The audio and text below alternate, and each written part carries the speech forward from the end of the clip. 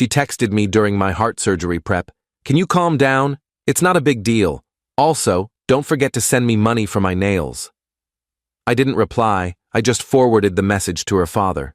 What he did next, and what happened when she found out, changed everything. I'm Derek, 35, and I'd been dating Amanda for 2 years. We met at a mutual friend's party, and she was everything I thought I wanted. Beautiful, outgoing, fun to be around. Looking back, I confused fun with only shows up when things are easy, but you don't see that clearly until you're being wheeled into surgery and your girlfriend is texting you about nail money. The heart issue started 3 months before the surgery. I'd been having chest pains, shortness of breath, the kind of symptoms you try to ignore because you're too young for heart problems, right? Wrong. My doctor ordered tests, found a valve defect that needed immediate surgical correction. Not life-threatening in the moment, but the kind of thing that becomes life-threatening if you ignore it. I told Amanda the night I got the diagnosis. We were at my apartment, watching some reality show she liked. I muted the TV. "I need to tell you something, I got my test results back." She looked up from her phone. "And?" "I need heart surgery. There's a valve issue. They want to do it in 3 weeks." I expected concern, maybe shock, fear, something. Instead, she said, "Oh, that's scary, but they do those all the time now, right? Like, it's pretty routine?" "It's open heart surgery, Amanda. There are risks." "Yeah, but you'll be fine. You're healthy otherwise." She went back to her phone. That should have been my first clue. But I told myself she was just processing it differently, that not everyone shows emotion the same way. The 3 weeks before surgery were hell. Pre-op appointments, meeting with the cardiac team, signing paperwork that basically said, "Yes, I understand I might die" on the table. Amanda came to exactly one appointment, the first one, and spent most of it on her phone. When the doctor asked if she had any questions, she said, "How long is recovery? We have a trip planned in 2 months." The trip. Right. A girl's trip to Miami she'd been planning with her friends. I'd already told her I probably wouldn't be recovered enough for her to go. I'd need help around the house, wouldn't be able to drive, might still be weak. She'd nodded and said, "We'll see," in a tone that meant she was going regardless. The night before surgery, I asked her to stay over. She said she couldn't. She had things to do in the morning. I didn't push it. I spent the night alone, running through worst-case scenarios, updating my will on my laptop at 2 a.m. like a crazy person. Surgery was scheduled for 7 a.m. I had to be at the hospital by 5 a.m. for prep. My brother offered to take me, but I'd asked Amanda. She'd agreed, said she'd pick me up at 4:30 a.m. At 4:45. She still wasn't there. I called, no answer. Called again, no answer.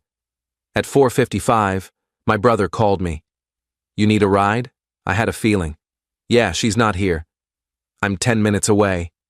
At 5:03, as I was walking out to meet my brother, Amanda texted, "OMG, so sorry. Overslept. Are you still at home?" I didn't respond. Just got in my brother's car and headed to the hospital. At 5:30, while I was in pre-op, wearing a hospital gown, getting my IV placed, trying not to think about the fact that in 90 minutes someone would be cutting open my chest, my phone buzzed. "Amanda, can you calm down? It's not a big deal. Also, don't forget to send me money for my nails. Appointment's at 2. I stared at that message for a solid minute. The nurse asked if I was okay. I said yes. I was lying. I didn't reply to Amanda. Instead, I forwarded the message to her father, Robert. I'd met him a few times. Good guy, retired military, the kind of man who actually meant it when he asked how you were doing. I added one line. "This is what your daughter sent me while I'm being prepped for open heart surgery." Then I turned off my phone and focused on not dying. The surgery took 6 hours. I woke up in ICU around 4 p.m., groggy, in pain, with tubes everywhere. My brother was there. My mom was there. My best friend Mike was there. Amanda was not. "Did anyone hear from Amanda?" I asked through the fog of anesthesia. My brother and Mike exchanged a look. Not yet, man. Focus on recovering. I drifted back to sleep. Update 1. I woke up again around 8 p.m. The breathing tube was out, which was a relief. I could talk, sort of. My throat was raw but functional. My mom was still there, reading a magazine in the corner chair. How are you feeling, honey? Like someone cracked open my chest, I said, which I guess they did. She smiled. The doctor said it went perfectly. No complications. You'll be moving to a regular room tomorrow. That's good. Has Amanda? Mom's face tightened. No. Okay. Derek, your friend Mike is outside. Can I send him in? He's been asking to see you. Yeah, sure. Mike came in looking nervous like he always did around hospitals. He hated them. The fact that he was here at all meant something. You look terrible, he said. Thanks, man. Appreciate it. No, like, you look alive, which is better than the alternative, but also terrible. We talked for a few minutes about nothing, sports, work. The nurse who Mike thought was cute. Then he got serious.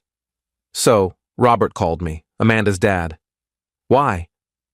Because you forwarded him that text, and he wanted to make sure you had people here since his daughter apparently forgot you exist. What did he say? Just that he was sorry, that he was... Jesus, dude, he was furious. Said he'd raised her better than that. Asked if you needed anything, wanted to know how the surgery went. I told him you were alive and in recovery. Did he say anything about Amanda? Just that he'd be handling it. I didn't know what that meant. I was too tired to care. I slept.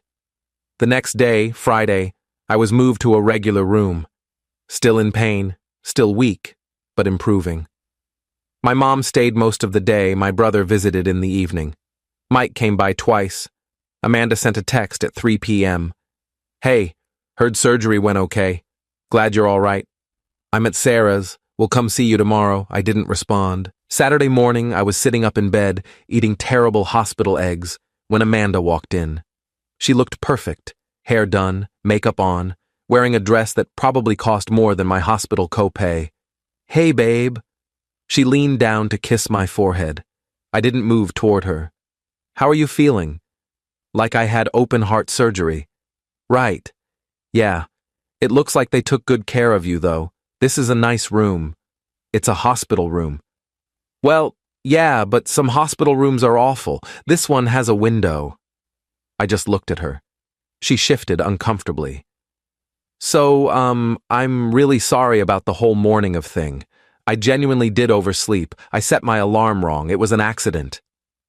And the text? What text? The one where you told me to calm down because heart surgery wasn't a big deal. And, oh, by the way, don't forget to send nail money. She had the decency to look embarrassed. I didn't mean it like it sounded. I was trying to keep things light, you know? Keep you from stressing out.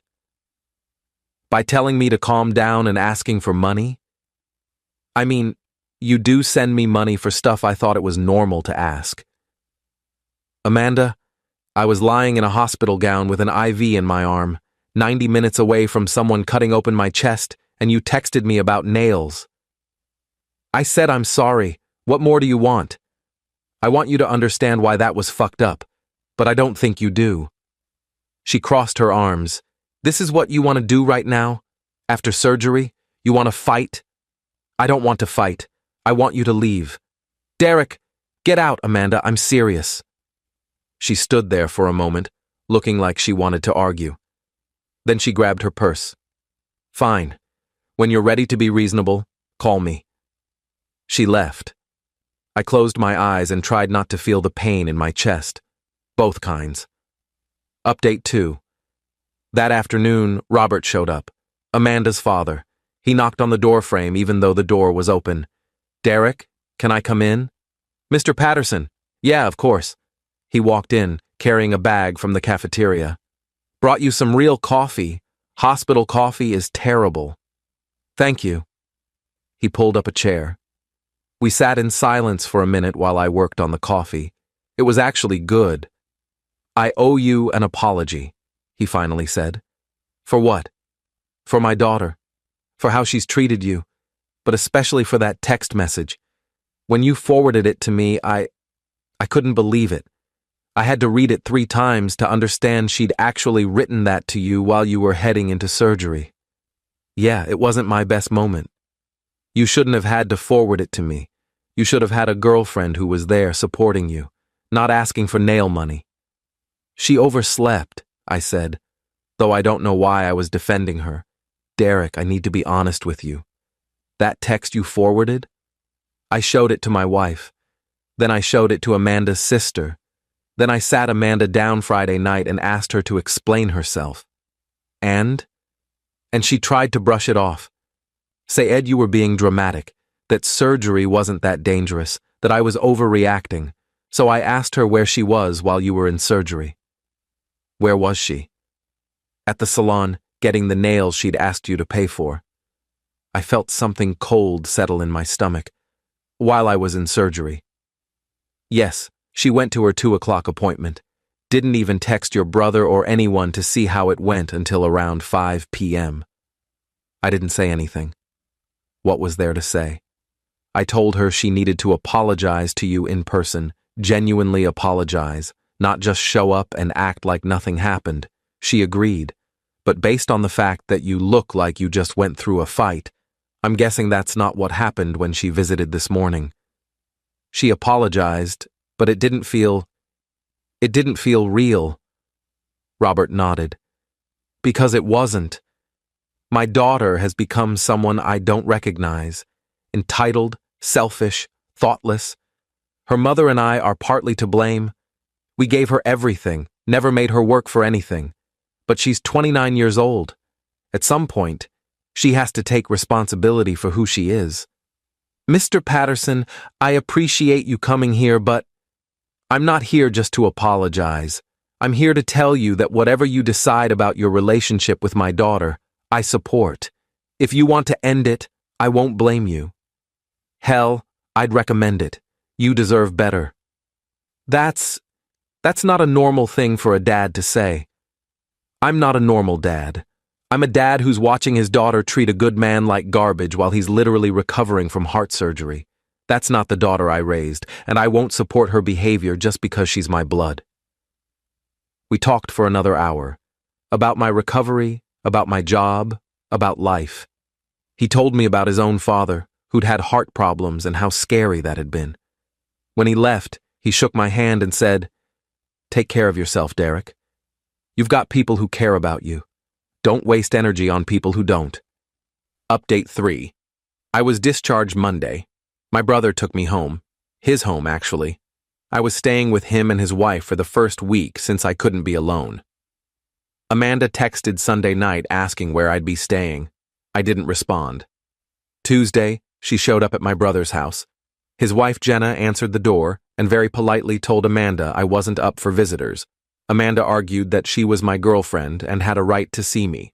Jenna, who's 5'0" but terrifying when she wants to be, told Amanda that rights aren't how relationships work and closed the door in her face. Wednesday, Amanda's mother called me. I didn't recognize the number, so I answered. "Derek, it's Margaret, Amanda's mom. How are you recovering?" "I'm doing okay, Mrs. Patterson." "Thank you." I wanted to apologize for my daughter's behavior. Robert told me about the text message and about her missing your surgery. I'm mortified.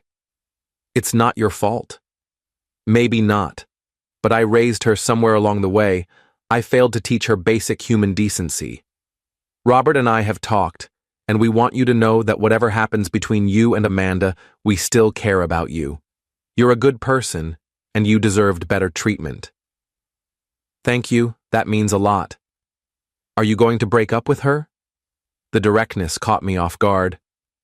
I think so. Yeah. Good. She needs to learn that actions have consequences. Maybe losing you will teach her something. Thursday, I finally responded to Amanda. We need to talk. Can you come to my brother's house on Saturday, around 2 p.m.? She responded immediately. Finally. Yes. I'll be there. I love you. I didn't say it back. Saturday arrived. Amanda showed up at 2:05 looking nervous. We sat on my brother's back porch. Him and Jenna made themselves scarce in the house, but I knew they were nearby in case I needed backup. How are you feeling? Amanda asked. Better, stronger every day. That's good, I'm glad. I've missed you. Amanda, I'm ending this. Her face went pale. What? I'm breaking up with you. This isn't working. Because of the surgery thing? I apologize for that. It's not just the surgery, it's everything leading up to it. You didn't care, Amanda. Not really. You came to one pre-op appointment and spent it on your phone. You didn't stay with me the night before you overslept and missed taking me to the hospital. And then, while I was being prepped for someone to literally cut open my chest, you texted me about nails. I know that looks bad. It doesn't just look bad, it is bad. And then, while I was in surgery, you were at the salon. You didn't check on me until hours later. You didn't visit until 2 days after I woke up. Do you understand how alone I felt? I'm sorry. I didn't realize it was such a big deal. That's the problem. You didn't realize open heart surgery was a big deal. What does that say about you? About us? She started crying. Please don't do this. I'll be better. I'll pay more attention. I'll be there for you. You'll be better now that you might lose me. But where were you when I actually needed you? I made a mistake. Multiple mistakes. Over and over. This isn't one bad moment, Amanda. This is who you are. Someone who only shows up when it's convenient. That's not fair. Neither is asking me for nail money while I'm heading into surgery. She cried harder. What about your stuff at my place? I'll get it next week. You can box it up. Are you seriously ending a 2-year relationship over this? I'm ending a 2-year relationship because you showed me who you are when things get hard, and I believe you. She left crying. I sat on the porch for a while, feeling empty but also relieved. Final update. It's been 2 months. I'm fully recovered, back at work, cleared for exercise, feeling better than I have in years. The surgery fixed the valve problem, and apparently it also fixed my ability to ignore red flags. Amanda tried reaching out a few times in the first month, texts apologizing, saying she'd changed, that she understood now. I blocked her number. Her sister reached out once to say Amanda was devastated and in therapy. I told her I hoped therapy helped, but it didn't change anything. Robert and Margaret invited me to dinner last month. Just the 3 of us. It was surreal, but nice. Robert asked how I was healing. Margaret brought me a care package with homemade soup and recovery advice. They didn't mention Amanda except once, when Margaret said, "She's moving back in with us." The entitlement caught up to her in other areas of life, too. I didn't ask for details. Didn't need them. My brother asked me last week if I was angry about how everything went down. Not really, I said. More just grateful in a weird way. Grateful? That I found out who she was before I married her, before I had kids with her. Better to learn during heart surgery recovery than during something worse. There's something worse than heart surgery? Yeah, a lifetime with someone who thinks your heart surgery isn't a big deal. He didn't argue with that. I'm dating someone new now. Met her at a coffee shop of all cliched places. She's a nurse, actually, which means she understood immediately when I mentioned my surgery history. On our second date, I told her the whole story, Amanda, the text, the nail appointment. She was quiet for a moment, then said, "I'm glad you're okay." Both from the surgery and from her. That's when I knew she was different. Sometimes I think about forwarding that text to Robert, about whether I should have just broken up with Amanda privately instead of involving her father. But then I remember his face when he visited me in the hospital, the way he apologized for his daughter's behavior, the way he told me I deserved better. He gave me permission to value myself. In a weird way, that text message was the best thing Amanda ever sent me, because it showed me exactly who she was, and it connected me with someone who actually cared. The heart surgery saved my heart. Forwarding that text saved the rest of me.